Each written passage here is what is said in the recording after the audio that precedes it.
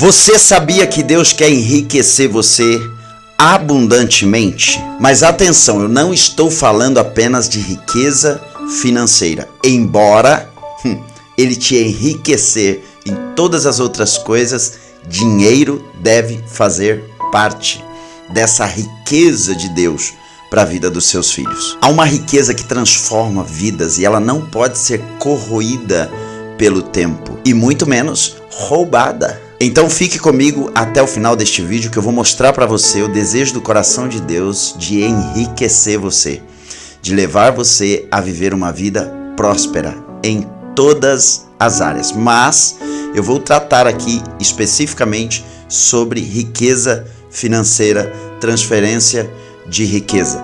Eu vou lhe dar aqui o primeiro texto que nós vamos usar. Gênesis, capítulo de número 12. E o versículo que eu quero ler, eu vou ler um versículo do capítulo 12 e 2 versículos do capítulo de número 13. Presta atenção nisso aqui. Abraão era um homem de fé. Deus foi quem chamou Abraão. Eu não sei porquê, às vezes nós achamos que porque Deus nos chamou, a gente tem que ser pobre, tem que ser desprovido de recursos financeiros. Olha isso aqui. Gênesis capítulo de número 12, versículo de número 10. E havia fome naquela terra. E desceu Abrão ao Egito para peregrinar ali, porquanto a fome era grande na terra. Olha isso aqui. Abrão ele se movimenta de um lugar para outro, porque naquele lugar a fome se estabelece e essa fome começa a prejudicar Abrão. Então Abrão sai da onde ele está e vai descer para o Egito. Agora olha o capítulo de número 13, versículos 1 e 2. Subiu, pois, Abrão do Egito para a banda do sul, ele e sua mulher e tudo que tinha com ele. E ia Abrão muito rico em gado, em prata e em ouro. Olha que coisa poderosa. Ele desce para o Egito por causa da fome e quando sobe, ele sobe rico em gados, em pratas, em ouro. Agora, qual que é o problema do cristão com a riqueza? Olha o texto de 1 Timóteo, capítulo 6, e o verso de número 10. Diz assim: porque o amor do dinheiro é a raiz de toda espécie de males. E nessa cobiça alguns se desviam da fé e se transpassaram a si mesmos com muitas dores. O que o apóstolo Paulo está falando aqui, que não é o dinheiro que é a raiz de todos os males, mas é o amor ao dinheiro. Quando as pessoas começam a cobiçar, essa cobiça, né, faz com que alguns se desviem da fé. Eu posso ter fé em Deus e ainda ser rico. Eu posso ter fé em Deus e ainda prosperar financeiramente. Então tem gente que, porque assim, o dinheiro, a gente sabe que há o fator da bênção de Deus, né? A gente sabe, Deus pegou Ciro, né, o rei da Pérsia, pagão, e Deus usou esse homem como instrumento para resgatar o povo dele. E aí é interessante porque Isaías, capítulo de número 45, versículos 2 e 3, vai dizer exatamente isso aqui, olha. Eu irei adiante de ti, endireitarei os caminhos tortuosos, quebrarei as portas de bronze e os ferrolhos de ferro. Aí ele diz assim, ó, dar-te-ei os tesouros escondidos e as riquezas encobertas, para que saibais que eu sou Deus e falo contigo.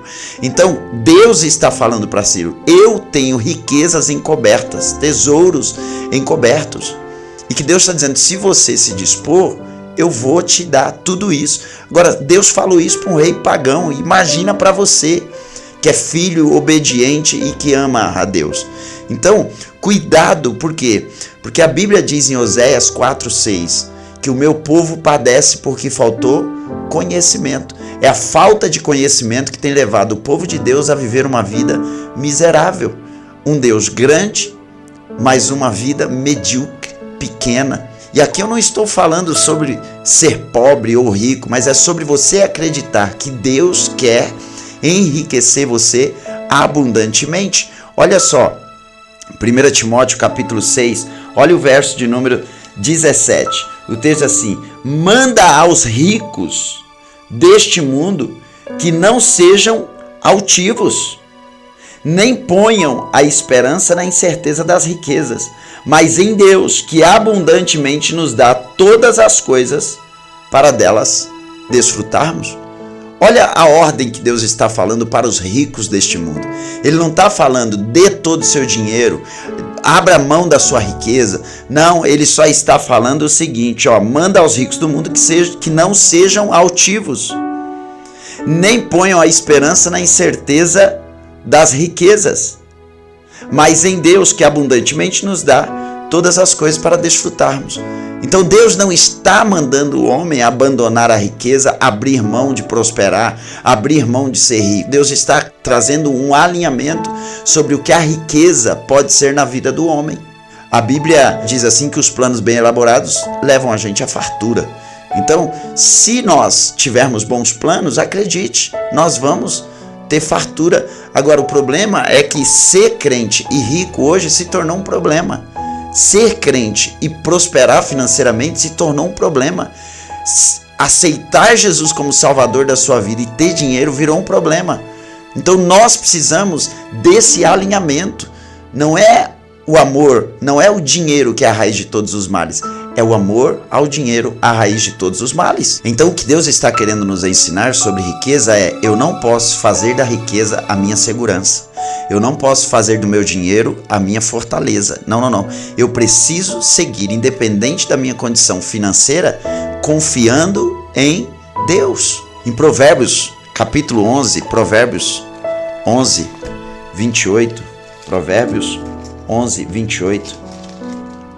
É simples, é só uma questão de entendimento.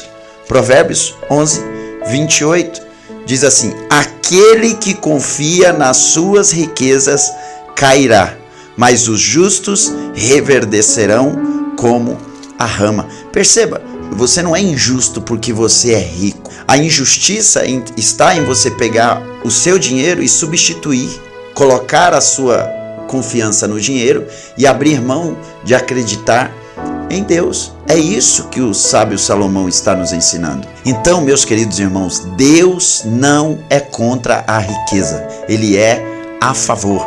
A questão é como nós vamos nos relacionar com a nossa riqueza. Olha o que diz Marcos, capítulo de número 4. Marcos, capítulo de número 4 e o versículo de número 19. Olha só, Marcos capítulo de número 4 e o versículo de número 19. Diz assim: mas os cuidados deste mundo e os enganos das riquezas e as ambições de outras coisas entram, sufocam a palavra e ficam infrutífera. Você percebe, a Bíblia diz que a palavra de Deus ela é como a chuva, tá? O que a chuva é para a terra? É um investimento. Ok? A chuva é para a terra um investimento.